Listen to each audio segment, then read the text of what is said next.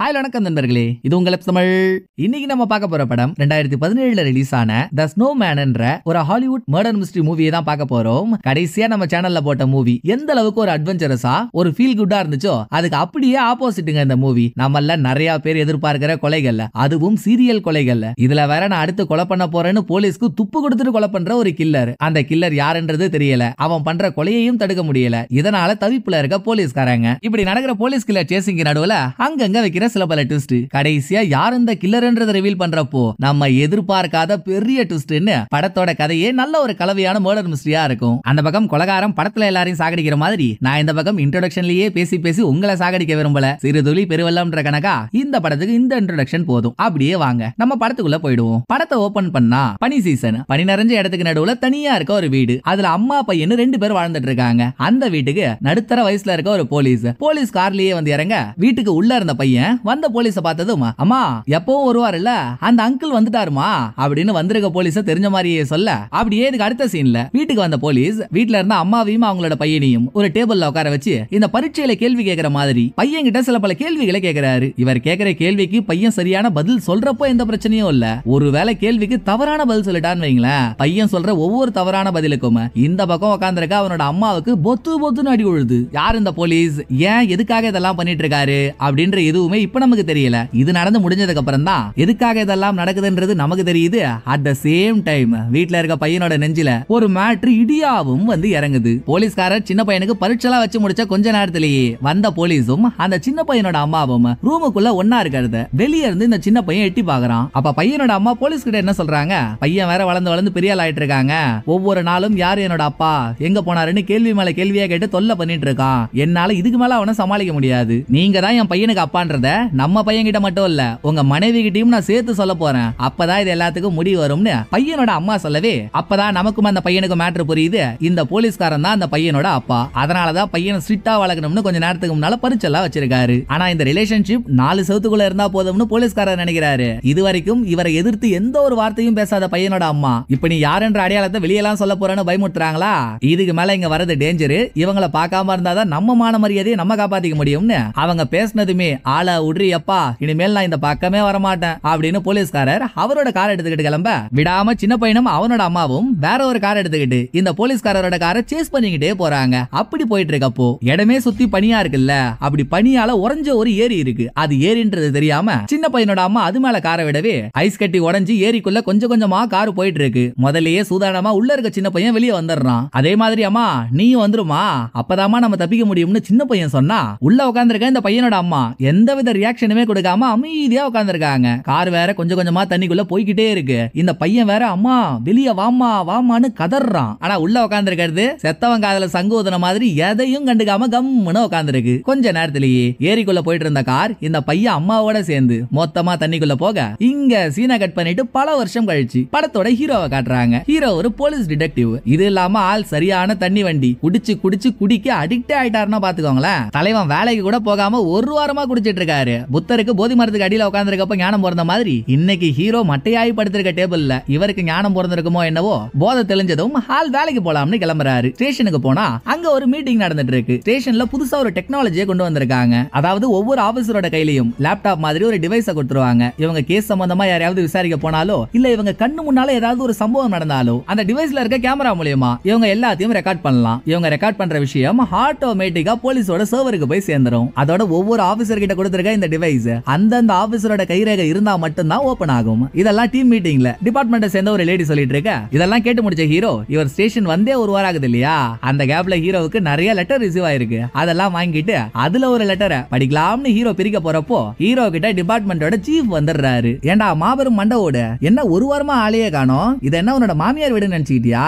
இஷ்டத்துக்கு போற இஷ்டத்துக்கு வர, நானும் நீ ஏதோ ஒரு நல்ல ஆபீசர்ன்றதுனால ஒரு தடவையும் உன்னை காப்பாத்திட்டு இருக்கேன். ஆனா இதுதான் ஃபர்ஸ்ட் அண்ட் லாஸ்ட் வார்னிங். இன்னொரு தடவை இந்த மாதிரி நீ பண்ணன்னு வையேன் சீட்டை கிழிச்சு வீட்டுக்கு அனுப்பிடுவேன், பார்த்து பத்திரமா இருந்துக்கோன்னு சீஃப் ஹீரோவை அதட்டிட்டு கிளம்பினதும் ஹீரோ கையில இருக்க லெட்டரை பிரிச்சு படிச்சு பார்த்தா அந்த லெட்டரை அனுப்பி இருக்கிறது யாருன்னு தெரியல. ஆனா லெட்டர்ல எழுதிருக்க விஷயம் கொஞ்சம் பீதிய வர வைக்க தான் செய்யுது. அப்படி அந்த லெட்டர்ல எழுதிருக்கிறது என்னன்னா, ஹலோ போலீஸ் அங்கிள், என்ன கொஞ்ச நாள் ரெஸ்ட் எடுத்துட்டு வரீங்க போல. பை தி வே நீங்க ரெஸ்ட் எடுத்த டைமிங்ல நான் என்னோட அம்மாவை பார்த்துட்டேன். பார்த்ததோட மட்டும் இல்ல அவங்களுக்கு செய்ய வேண்டியதையும் நான் விட்ட குறை தொட்ட குறை இல்லாம செய்ய போறேன் அப்படின்னு லெட்டர்ல எழுதிருக்கு. அதுக்கு கீழே இந்த பணியில எல்லாம் பொம்மை செய்வாங்க வரைவாங்கல்ல, ஒரு தலை ஒரு உடம்புன்னு ஸ்னோ பொம்மன் கூட சொல்லுவாங்களே, அதோட டிராயிங்கையும் வரைஞ்சு வச்சிருக்காங்க. லெட்டரை படிக்கிறப்போ ஹீரோவுக்கு ஒன்னும் புரியல. எவனோ ஒரு வீணா போன எழுதின லெட்டரா இருக்கும்னு லெட்டரை ஓரமா எடுத்து வச்சதுக்கு அப்புறம் தான் ஹீரோவுக்கு ஞாபகம் வருது, இன்னும் 2 நாள்ல ஹீரோவோட பையனுக்கு பிறந்த நாள். தெளிவா சொல்லணும்னா அவன் ஹீரோவோட பையன் இல்ல, ஹீரோவும் ஒரு பொண்ணும் கல்யாணம் பண்ணி ரிலேஷன்ஷிப்ல இருந்தாங்க. அதுக்கப்புறம் ஹீரோ அந்த ஃபேமிலியை விட்டு பிரிஞ்சிட்டாரு. அப்படி ஹீரோ எந்த பொண்ணோட ரிலேஷன்ஷிப்ல இருந்தாரோ அவ பேரை நம்ம எக்ஸ்னு வச்சுப்போமே. எக்ஸுக்கு பிறந்த பையன் தான் அவன். இதுல ஒரு வேடிக்கையான விஷயத்தை கேளுங்களேன். பையன் பிறந்தது என்னவோ எக்ஸுக்கு தான், ஆனா இவனுக்கு அப்பான்னு ஒருத்தர் இருக்கணும்ல.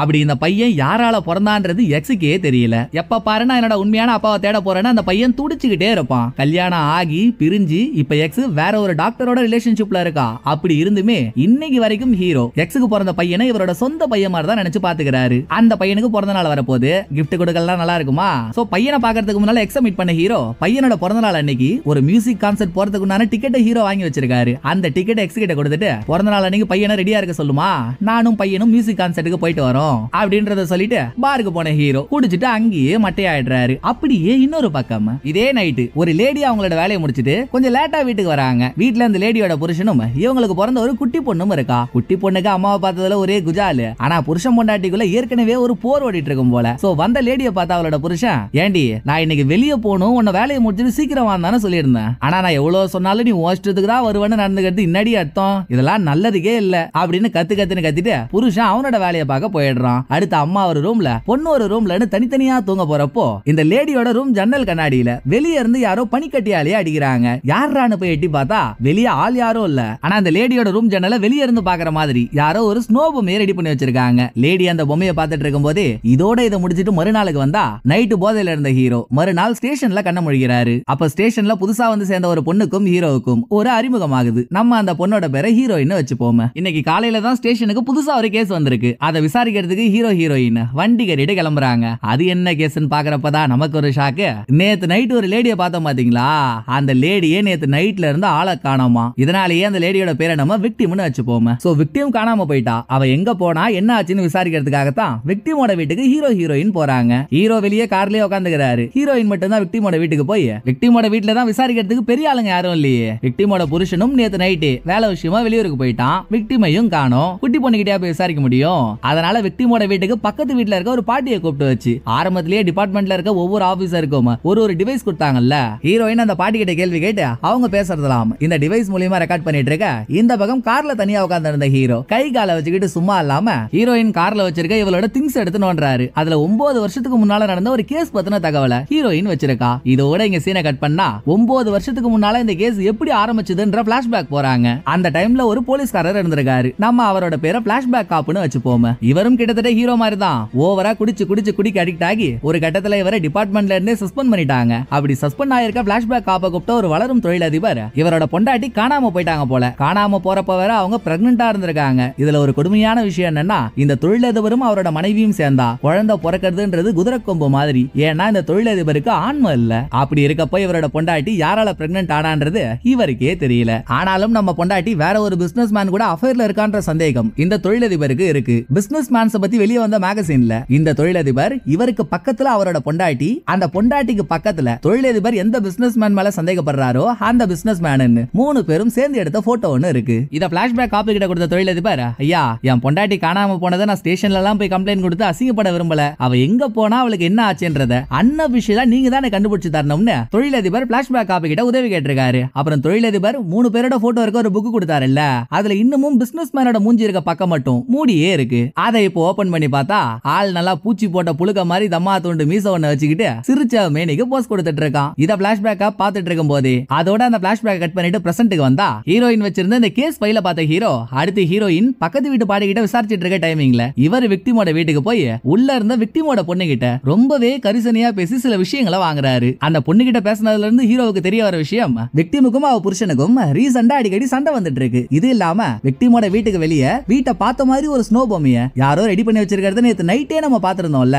ஆக்சுவலா இதை இந்த சின்ன பொண்ணு தான் விளையாட்டுத்தனமா பண்ணிருப்பாளோன்னு ஹீரோ நினைச்சுக்கிட்டு ஏமா வீட்டை பார்த்த மாதிரி அந்த பொம்மையை ரெடி பண்ணி வச்சிருக்கேன்னு இந்த பொண்ணு கிட்ட கேட்டா, ஐயோ நீங்க வேற, நான் அந்த பொம்மையை ரெடி பண்ணல, பொதுவான பணியிலே விளையாட மாட்டேன்னு இந்த பொண்ணு சொல்லுது. சோ சின்ன பொண்ணு கிட்ட பேசினதுல இருந்து ஹீரோ முடிவுக்கிற விஷயம் விக்டிம் காணாமலாம் போல வேற யாரு கூடவோ அஃபைர் வச்சிருந்திருக்கா. இவ புருஷன் மேல இருக்க கோவத்தினால அஃபைர் வச்ச ஆள் கூட தான் ஓடி போயிருக்கான்னு ஹீரோ நினைக்கிறாரு. இதை ஹீரோயின் கிட்ட சொன்னா ஹீரோயின் லாஜிக்கா சில பல விஷயங்களை விஷயங்களை சொல்றா. நீங்க சொல்ற மாதிரியே அவன் கூடவோ அஃபேர் வச்சிருக்கிறதுனால விக்டிம் நைட்டோட நைட்டா வீட்டை விட்டு ஓடுனதாகவே இருக்கட்டும். வீட்டுல 6-7 வயசுல ஒரு குட்டி பொண்ணு இருக்கா.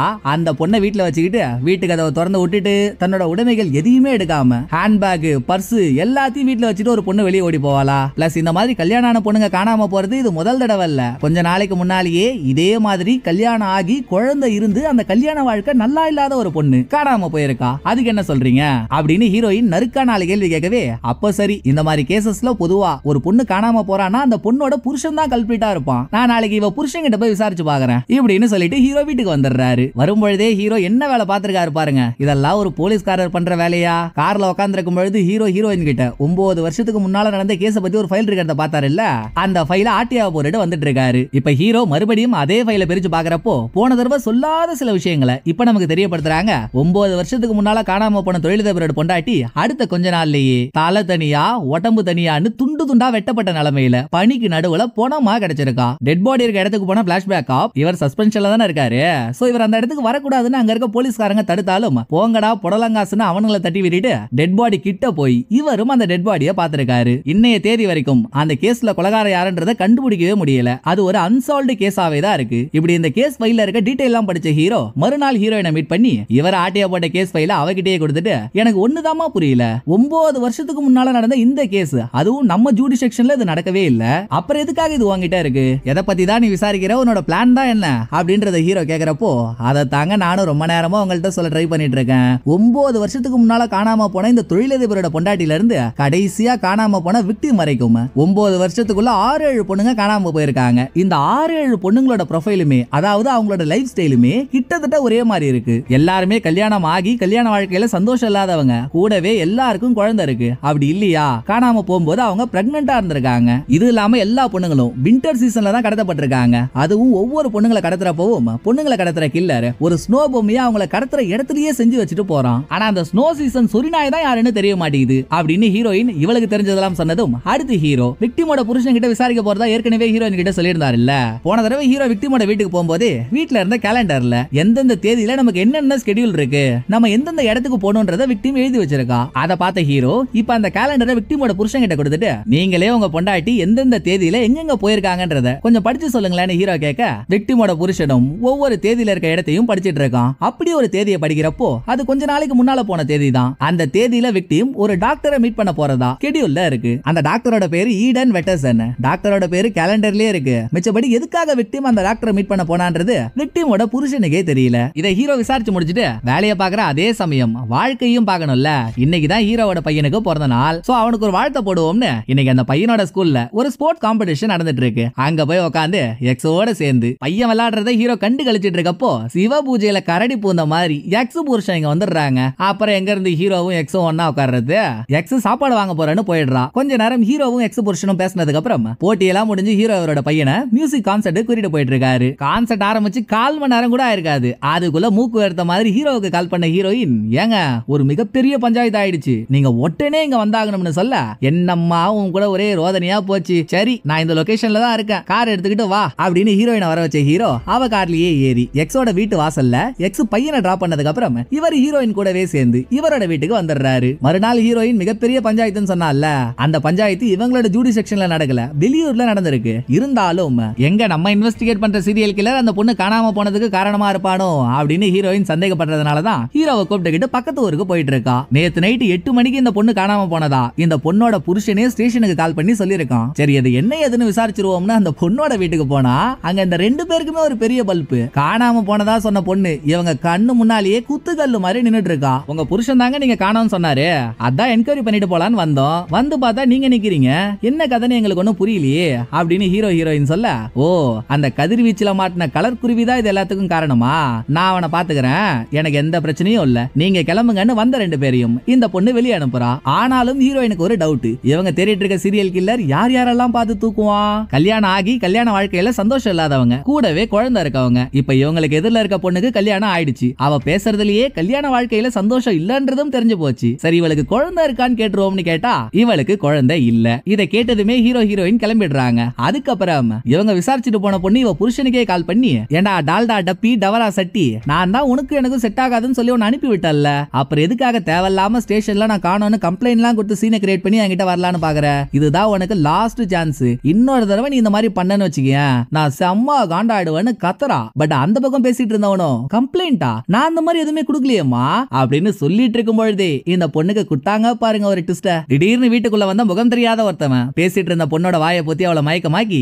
இவன் எடுத்துட்டு வந்த ஒரு மிஷின் மூலியமா அந்த பொண்ணோட உடம்ப துண்டு துண்டா கட் பண்றான். சோ இந்த பொண்ணோட புருஷன் போலீஸ் ஸ்டேஷனுக்கு கால் பண்ணி என் பொண்டாட்டி காணோன்றத சொல்லல, உண்மையான கில்லரே தான் போலீஸ் கிட்ட விளையாடணும்ன்றதுக்காக நான் இந்த பொண்ணை தான் கொலை பண்ண போறேன், முடிஞ்சா காப்பாத்திக்கோங்கன்ற பாணியில டிபார்ட்மெண்ட்டுக்கு க்ளூவை கொடுத்திருக்கான். அது தெரியாம வந்த நம்ம ஆளுங்க அசால்ட்டா கிளம்பிட்டாங்களா. கில்லர் இந்த பொண்ணை பிடிக்கிறதுக்கு முன்னால அந்த பொண்ணு அவ புருஷன் கிட்ட தானே பேசிட்டு இருந்தா.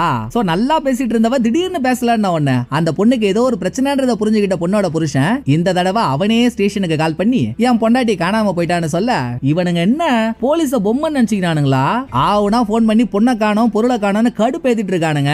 இன்னைக்கு இருக்குதுடா அவனுங்களுக்கு அப்படின்ற வெறியோட லொகேஷனுக்கு பக்கத்துலயே தானே ஹீரோ ஹீரோயின் இருக்காங்க. திரும்ப கிளம்பி இந்த பொண்ணோட வீட்டுக்கு வந்தா அதே பொண்ணு இப்பவும் குத்துக்கல்ல மாதிரி உங்களுக்கு முன்னால நிக்கிறா. சோ அப்பா முடியலடா என்னால அப்படின்னு அந்த பொண்ணை பார்த்து ஹீரோ தலையில கை வைக்கிறப்போ இங்கதான் ஒரு குட்டி ட்விஸ்ட். இவங்களுக்கு எதிரில் நிக்கிற பொண்ணு கொஞ்ச நேரத்துக்கு முன்னால இவங்க பேசிட்டு போன பொண்ணு இல்ல, அந்த பொண்ணோட தங்கச்சி. அவ இவ ரெண்டு பேரும் ட்வின்ஸ். இவ வீட்டுக்கு வரும்பொழுதே வீட்டுல இருந்த பொண்ணை காணோன்ற மாதிரி இவ சொல்றா. எங்கடா போனா அவ திடீர்னு அப்படின்னு பொண்ணு காணாம போயிட்டானதும் ஊர் மொத்தத்துக்கும் லாக்டவுனை போட்டு பொண்ணு எங்கன்னு தேடினா ஒரு பாழடைஞ்ச இடத்துல காணாம போன அந்த பொண்ணோட தலை மட்டும் கிடைக்குது. அதுவும் கில்லர் ஒவ்வொரு இடத்துலயும் அவன் பொண்ணுங்களை கடத்திட்டு ஸ்னோ பொம்மை வச்சுட்டு போவான்ல, இந்த தடவை என்ன பண்ணிருக்கான், ஸ்னோ பொம்மையில ஸ்னோ தலையை வைக்கிறதுக்கு பதில் தனியா கட் பண்ண இந்த பொண்ணோட தலையவே வச்சிருக்கான். பார்த்த எல்லாரும் மிரண்டு போயிடுறாங்க. அப்படியே இந்த பக்கம் கில்லரால கொலை பண்ணப்பட்ட அந்த பொண்ணோட தங்கச்சியை கூப்பிட்டு வச்சு இவளுக்கு ஏதாவது தகவல் தெரியுமான்னு விசாரிச்சா இவ ஒரு பூதாகரமான ட்விஸ்ட கொடுக்கறா. ஹீரோயின் அந்த பொண்ணு கிட்ட உனக்கு குழந்தை இருக்கான்னு கேக்குறப்போ அந்த மாதிரி எல்லாம் எதுவுமே இல்லன்னு தானே அவ சொன்னா.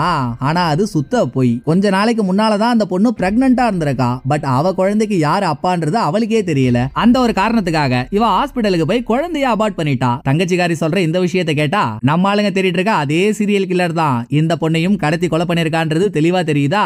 இனிமேல் இந்த பிரச்சனையை சும்மா விடக்கூடாதுன்னு டிபார்ட்மெண்டோட சீஃப் ஒரு பார்ட்டிக்கு போயிருக்காரு. 9 வருஷத்துக்கு முன்னால தொழிலதிபரோட பொண்டாட்டி ஒரு பிசினஸ் மேன் கூட அஃபைர் வச்சிருக்க மாதிரி நமக்கு ஒரு சீனை காட்டினாங்கல்ல, அந்த பிசினஸ் மேனோட தலைமையில நடக்கிற பார்ட்டி தான் இது. இந்த பார்ட்டிக்கு ஹீரோ ஹீரோயின் வராங்க. ஒரு பக்கம் ஹீரோ டிபார்ட்மெண்டோட சீஃப் மீட் பண்ணி ஆரம்பத்திலேயே ஹீரோவுக்கு யார்கிட்ட இருந்தோ ஒரு லெட்டர் வந்துருந்துச்சுல்ல, அதுல கூட ஸ்னோ பொம்மெல்லாம் வரைஞ்சிருந்துச்சு. ஸ்னோ பொம்மைன்றப்பவே அது கில்லரோட சிக்னேச்சர்ன்றது கன்ஃபார்ம் ஆயிடுச்சு. அப்ப கில்லர் தானே இந்த லெட்டர் அனுப்பி இருக்கணும். இந்த லெட்டரை சீஃப் கிட்ட காட்டின ஹீரோ அவன் வேணும்னே வெறுப்பேத்துறதுக்காக எல்லாம் பண்ணிட்டு இருக்காங்க.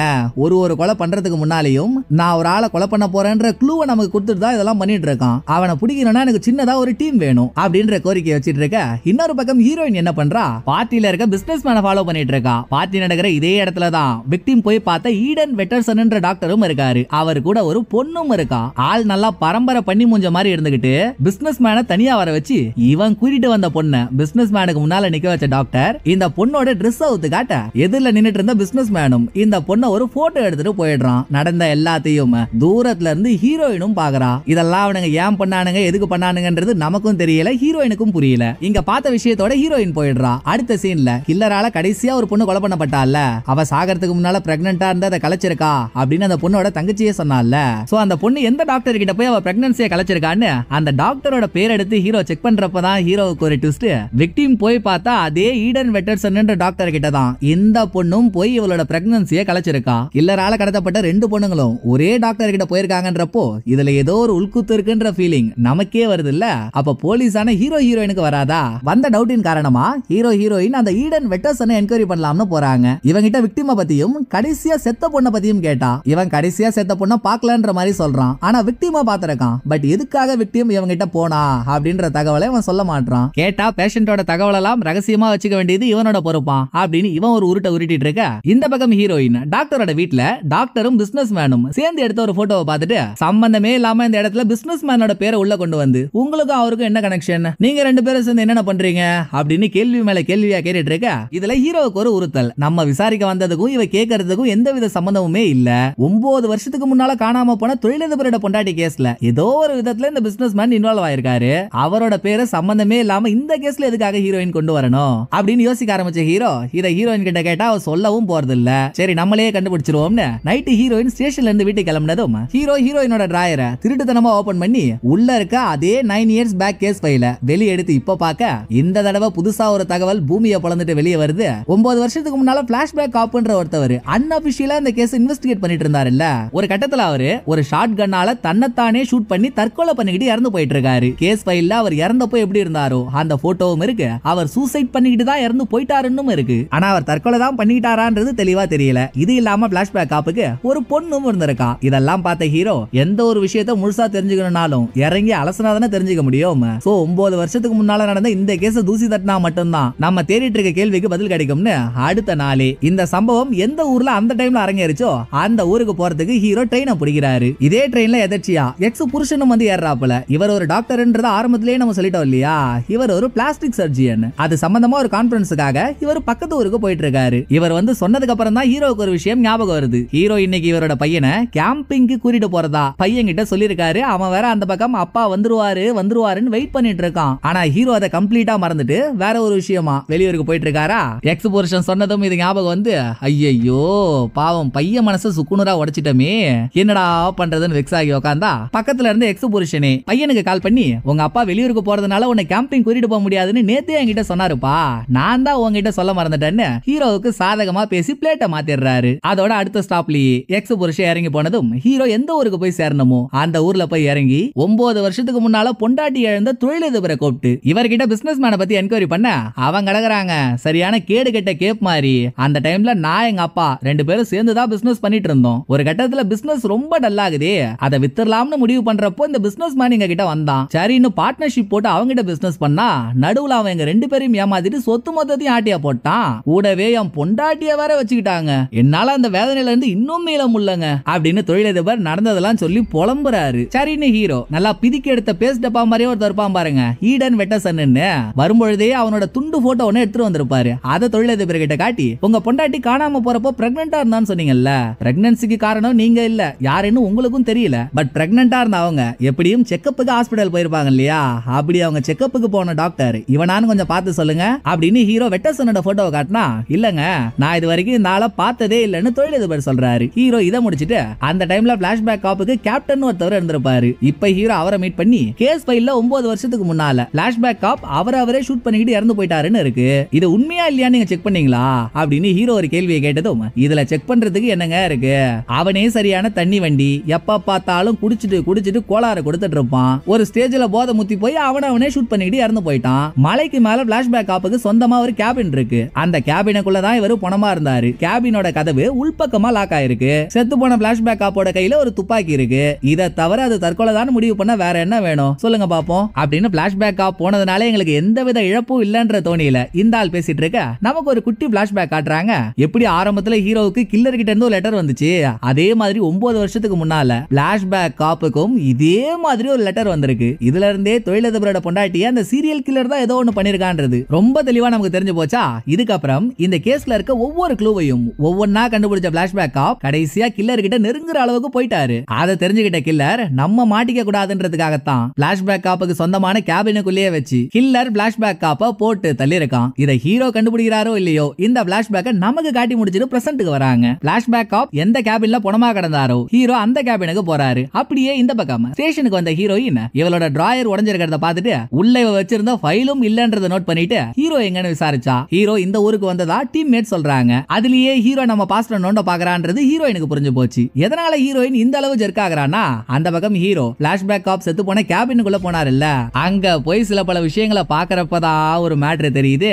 9 வருஷத்துக்கு முன்னால இறந்து போன பிளாஷ்பேக் காப்போட பொண்ணு தான் ஹீரோயின். அப்பா சாவுல இருக்க மர்மத்தை கண்டுபிடிக்கிறதுக்காகத்தான் இன்னமும் இந்த கேஸ் ஃபைல இவ கையோட வச்சிருக்கா. இதை ஹீரோ கண்டுபிடிக்க இந்த பக்கம் போலீஸ் ஸ்டேஷன்ல கில்லரால கடத்தப்பட்ட விக்டிமுக்கு இதுவரைக்கும் என்ன ஆச்சுன்னு தெரியல. அவ பாடி கூட இன்னமும் கிடைக்கல. அவ காணாம போகும்போதே அவளோட போனும் சேர்ந்து மிஸ் ஆகி போச்சு. சோ சப்போஸ் அந்த போன் என்னைக்காவது ஆனானா அதோட லொகேஷனை ட்ரேஸ் பண்ண சொல்லி ஹீரோ ஏற்கனவே ஒரு டிபார்ட்மெண்ட்ல சொல்லிருக்காரு. இப்ப கில்லர் அந்த போனை ஆன் பண்ணிட்டான் போல. அதனால சர்வைலன்ஸ் டிபார்ட்மெண்ட் ஆனான லொகேஷனை கண்டுபிடிச்சு அதை ஹீரோ கிட்ட சொல்லலாம்னு கால் பண்ணா. ஹீரோ தான் ஸ்டேஷன்ல இல்லையே. ஹீரோயின் தான் போன் அட்டெண்ட் பண்றா. ஒன்னும் பிரச்சனை இல்ல, அந்த லொகேஷனை என்கிட்ட சொல்லுங்கன்னு ஹீரோயின் கேட்க ஒக்கா மக்க அது என்ன லொகேஷன்றான்னு பார்த்தா ஈடன் வெட்டர்சன்ன்ற டாக்டரோட வீடு. அங்கதான் விக்டிமோட மொபைல் ஆனா இருக்கிறதா இந்த டிபார்ட்மெண்ட் சொல்றாங்க. இது தெரிஞ்சதும் யார்கிட்டயும் எதுவும் சொல்லாம நம்ம சுயேட்சையாவே கேஸ் இன்வெஸ்டிகேட் பண்ணிப்போம்னு ஹீரோயின் மட்டும் தனியா வெட்டர்சனோட வீட்டுக்கு போக இதெல்லாம் கில்லரோட பிளானா இருக்கும்னு நினைக்கிறேன். ஏன்னா ஹீரோயின் வெட்டர்சனோட வீட்டுக்கு வரப்போ விக்டிமோட போன் ஒரு டேபிளோட சைடுல ஒட்டப்பட்டிருக்கு. ரெண்டாவது ஹீரோயின் ஒரு கராஜ் கதவை திறந்தா 9 வருஷத்துக்கு முன்னால இவ அப்பா எப்படி செத்து போய் கிடந்தாரோ அதே மாதிரி நல்லா மண்பானையில புகுந்த மலைப்பாம்பு மாதிரியே இருப்பான் பாருங்க வெட்டர்சன். இவன் துப்பாக்கியால ஷூட் பண்ணப்பட்ட நிலைமையில போனாமா கிடக்குறான். அதோட இவனோட வீட்டுல விக்டிமோட போன், விக்டிமோட பாடி பார்ட்ஸ், கடைசியா கில்லரால ஒரு பொண்ணு கொலை பண்ணப்பட்டால அவளோட தலை மட்டும் தானே போலீஸ்க்கு கிடைச்சது. அவளோட மீதி பாடி பார்ட்ஸ் எல்லாமே இருக்கு. சம்பவ இடத்துக்கு வந்த போலீஸ்காரங்க இதெல்லாம் பார்த்துட்டு நம்ம தேடிட்டு இருக்க சீரியல் கில்லர் இந்த ஈடன் வெட்டர்சன் தான் முடிவே எடுத்துறாங்க. கையோட கையா ஹீரோயின் நீங்க இன்வெஸ்டிகேட் பண்ண வரப்போ யார்கிட்டயும் சொல்லாம தனியா தானே வந்தா, சோ நீ பண்ணது தப்புன்னு அவளை சஸ்பெண்டும் பண்ணிடுறாங்க. ஆனாலும் ஹீரோயின் விடுற மாதிரி இல்லங்க. என்ன ஆனாலும் சரி இந்த பிசினஸ் மேனை நோண்டி நொங்கெடுத்தாவது நான் உண்மையை தெரிஞ்சுக்கிட்டாகணும்னு அடுத்த நாளே பிசினஸ் மேனோட தலைமையில இன்னொரு பார்ட்டி நடக்குது. அந்த பார்ட்டிக்கு போன ஹீரோயின் பிசினஸ் மேன் தான் பொண்ணை பார்த்தாலே சொல்ல ஜோப்பி வரைக்கும் வழி விடுவானே, அவங்கிட்ட போய் ஆசையா 4 வார்த்தை பேச வந்த பொண்ணு யார் என்னன்றத பத்திலாம் யோசிக்கல. பொண்ணு வந்து குழஞ்சு பேசிட்டாளா, அது போதும்னு இவனோட அசிஸ்டன்ட விட்டு ஒரு ரூம் சாவியை ஹீரோயின் கிட்ட கொடுத்து அந்த ரூம்ல வெயிட் பண்ண சொல்றான். இதத்தானே நானே எதிர்பார்த்தேன். வாடா வனவிலங்கு உன்னை வச்சு செய்யறன்ற தோரணையோட பிசினஸ் மேன் ரூமுக்கு வரதுக்கு முன்னால அந்த ரூமுக்கு போன ஹீரோயின் இவளுக்கு தான் ஸ்டேஷன்ல ஒரு டிவைஸ் கொடுத்தாங்கல்ல, அது மூலமா ரெக்கார்ட்லாம் பண்ணலாம்னு கூட நம்ம பார்த்திருந்தோமே.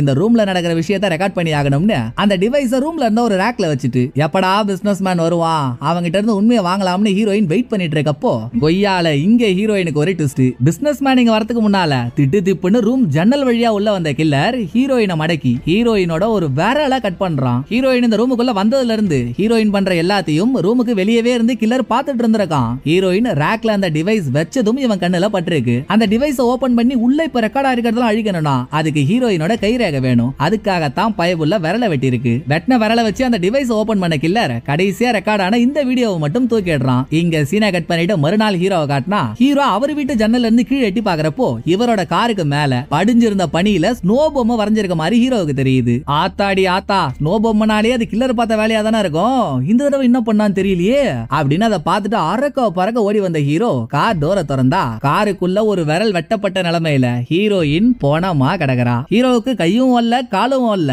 இவ எப்படிரா கில்லர் கிட்ட போய் மாட்டான்னு புரியாம சர்வர்ல ஹீரோயின் சைடுல இருந்து என்னென்ன வீடியோஸ்லாம் அப்லோட் ஆயிருக்கோ அடுத்து ஹீரோ அதை எடுத்து செக் பண்ண கடைசியா ரெக்கார்டான வீடியோவை கில்லர் டெலீட் பண்ணிட்டான். அதுக்கு முன்னால ஹீரோயின் சைடுல இருந்து 2 நாளைக்கு முன்னால ஒரு வீடியோ அப்லோட் ஆயிருக்கு. விக்டிமோட புருஷனை ஹீரோயின் தனியா விசாரிக்க போனப்ப எடுத்த வீடியோ தான் இது. வீடியோல ஹீரோயின் விக்டிமோட புருஷன் கிட்ட கேக்குறா, கடைசியா உங்களோட மனைவி ஈடன் வெட்டர்சனை பாக்குறதுக்கு போனாங்கல்ல, அந்த டைம்ல வெட்டர்சன் ஹாஸ்பிடல்ல இருந்தாரா, அவங்க அவரை பார்த்தாங்களா அப்படின்னு ஹீரோயின் கேட்க இதுக்கு விக்டிம் புருஷன் சொல்ற ஒரு பதில் தான் ஹீரோவுக்கு படா ட்விஸ்டா அமையுது. ஹீரோயினோட கேள்விக்கு விக்டிமோட புருஷன் என்ன சொல்றான், நாங்க போனப்போ அங்க என்னென்னலாம் நடந்துச்சுன்னு கேட்டா எல்லாம் ஞாபகம் இருக்குமாங்க அப்படின்னு அவன் சொல்ல அதுல இருக்க உள்கூத்து புரியுது அவங்களுக்கு.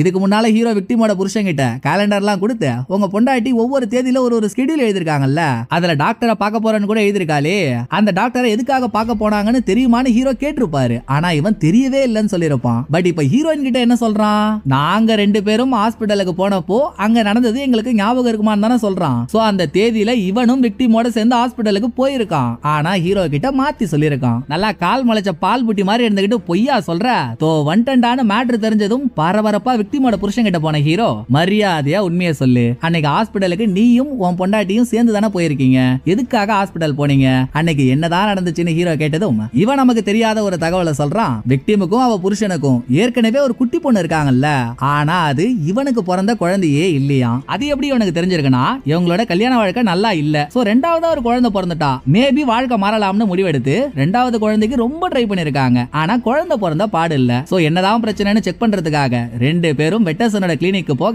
இவங்கள டெஸ்ட்லாம் எடுத்ததுக்கு அப்புறம் தான் விக்டிமோட புருஷனுக்கு தெரிஞ்சிருக்கு நமக்கு பிறந்ததுல இருந்தே ஆன்மை இல்லன்னு. அப்படி இருக்கிறப்போ இவனுக்கு எப்படி ஒரு அழகான பெண் குழந்தை பிறக்கும், சோ அந்த குழந்தை இவனுக்கு பிறந்த குழந்தை இல்ல. இந்த ரிசல்ட்டை வாங்குறதுக்காகத்தான் அந்த தேதியில விக்டிமும் அவ புருஷனும் வெட்டர்சனோட கிளினிக்கு போயிருக்காங்க. ஆனா அன்னைக்கு இவங்கள வந்து கன்சல்ட் பண்ணது வெட்டர்சன் இல்லையா. பொதுவா எல்லா ஹாஸ்பிடலுக்கும் சர்வீஸ்க்காக சில டாக்டர்ஸ் கெஸ்ட் மாதிரி வருவாங்க. அப்படி வந்த ஒரு டாக்டர் தான் இவங்கள கன்சல்ட் பண்ணிருக்காரு. அந்த டாக்டரோட பேர் என்னன்னு ஹீரோ கேட்டா அதுதான் படத்தோட பிரம்மாண்ட ட்விஸ்ட். நம்ம ஹீரோவோட எக்ஸ் இருக்கான்ல, அவளுக்கு ஒரு புருஷன் இருக்கான்ல, அவன் தான் அந்த தேதியில விக்டிமையும் அவ புருஷனையும் கவனிச்சிருக்கான். வக்காலியாப்பா அவன் தான் கில்லரானு நம்ம யோசிச்சுட்டு இருக்கும் போதே அந்த பக்கம் வீட்டுக்கு போன எக்ஸ் புருஷன் வீட்டுல தனியா இருந்த எக்ஸையும் கூல முடிச்சிட்டு வீட்டுக்கு வரலாம்னு வெளியே வெயிட் பண்ணிட்டு இருந்த எக்ஸோட பையனையும் 2 பேரையும் கடத்திடுறான். அதுக்கப்புறம் தான் ஹீரோ இவர் எக்ஸோட வீட்டுக்கு வராரு. உள்ள வந்து பார்த்தா அப்பப்ப ஹீரோ குடிச்சிட்டு மட்டையை படுத்திருப்பாரு இல்ல, அப்படி ஒரு மட்டையா இருக்கப்பலாம் எடுத்த போட்டோ. அப்புறம் ஒரு நாள் ஹீரோ இவரோட பையனை கான்சர்ட் கூட்டிட்டு போறப்போ ஒரு பெரிய பஞ்சாயத்து வாங்கன்னு ஹீரோயின் சொன்னா இல்லையா, அப்ப கூட ஹீரோயினோட கார்லயே வந்து வீட்டு வாசல்ல இறங்கினாரு.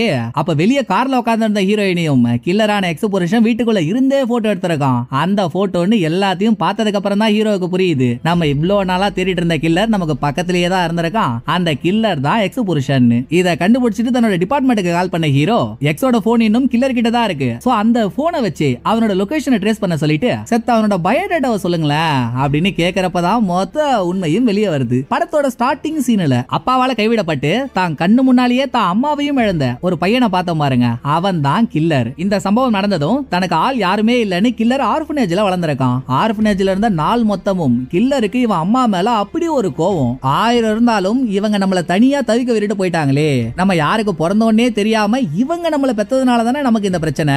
இனிமேல் இவங்கள மாதிரி எந்த பொண்ணுமே இருக்க கூடாது. அப்படி நம்ம அம்மாவோட கேரக்டர்ல நம்ம ஒரு பொண்ணை பார்த்துட்டோம், அவங்கள கொலை பண்றதுதான் நம்மளோட முதல் வேலை அப்படின்னு கில்லரோட மனசுல அப்ப விழுந்த விதை தான் இப்ப மரமா வளர்ந்து வந்து நிக்குது. இவனும் வளர்ந்து வந்து டாக்டர் ஆயிட்டானா அது இவனுக்கு இன்னும் ஈஸியா போச்சு. இவன் அந்த டிபார்ட்மெண்ட்டை சேர்ந்த டாக்டரா இல்லனாலும் கெஸ்டா சில ஹாஸ்பிடலுக்கு போய் சில பேஷண்ட்டை அட்டெண்ட் பண்றேன்னு எந்தெந்த பொண்ணுங்களாம் பிரெக்னன்ட் ஆகி இவங்களோட பிரெக்னன்சிக்கு யாரு காரணம்னே தெரியாம வராங்களோ, அப்படி இல்லனா பிரெக்னன்சிக்கு காரணம் யாருன்னு தெரியாததுனால அந்த குழந்தையை கலைக்க வராங்களோ, இவங்களையா பார்த்து செலக்ட் பண்ணி கில்லர் போட்டு தள்ளி இருக்கான். இப்ப எக்ஸ தூக்குனது காரணம் கூட அதான். எக்ஸுக்கு பிறந்த பையன் தான் யாருக்கு பிறந்த பையனே தெரியலையே. சோ எப்பவும் போல இவனோட வேலையை காட்டுறதுக்கு எக்ஸ கடத்திட்டான். நல்லா நெளிஞ்சு போன நெய்டப்பா மாதிரி ஒரு மூஞ்ச வச்சுக்கிட்டு கில்லர் என்னென்ன ட்ரபிள் கொடுத்திருக்கான் பாருங்க. நடுவுல இந்த பிசினஸ் மேன் டாக்டர் வெட்டர்சன் என்ற கேரக்டர் எல்லாம் பாத்திருந்தோமே, இதுங்க சரியான சிஜில பண்ண காஜி பூதங்கள். வெட்டர்சன் அவனோட கிளினிக் வர பொண்ணுங்கல்ல யார் யாரெல்லாம் தோதுவா இருப்பாங்களோ அவங்கள பிரெயின் வாஷ் பண்ணி அவங்கள பிசினஸ் மேனுக்கு கூட்டி கொடுக்கிற மாமா வேலையை பாத்திருக்கான். மிச்சபடி இந்த கேஸ்ல பிசினஸ் மேனுக்கும் சரி